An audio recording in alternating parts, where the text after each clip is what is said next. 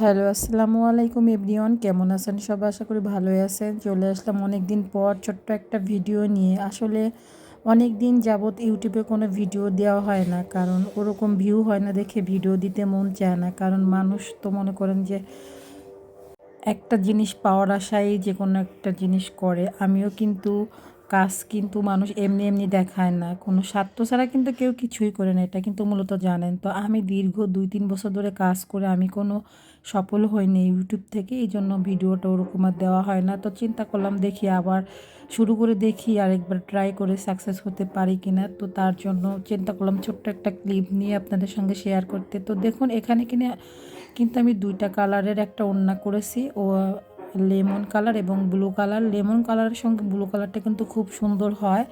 আর সামনে যেহেতু ঈদের জন্য কিন্তু আমার অনেক বেশি অর্ডার আসতেছে, কারণ ঈদের সময় সব সময় পরার জন্য কিন্তু ভালো ড্রেসই অনেকেই খুঁজে। তো আমাদের এই হাতের ড্রেসগুলো কিন্তু সম্পূর্ণ নিখুঁত কাজের ড্রেস এগুলো।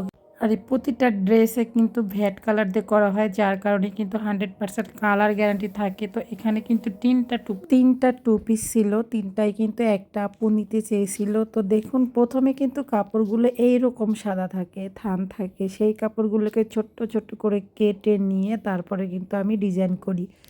আমি তো দেখালাম প্রথম কয়টা ক্লিপে যে কি প্রথমে আয়রন করে তারপরে ওটাকে সুন্দর করে ডিজাইন করে তারপরে হচ্ছে সেলাই করে নিতে হয়। এইভাবেই হচ্ছে ডিজাইন করতে হয়। তো আমি প্রথম মানে একটা ডিজাইন করেছিলাম, এখানে 3টা কালার আমি শর্ট ভিডিওতে দিয়ে দিছিলাম। তো দেখুন এই যে এখানে হচ্ছে 4টা কালার, সরি ভুল হয়েছে, 4টা কালার করছি, করে সেটাকে আবার আপনাদের সঙ্গে কিন্তু শেয়ারও করছি।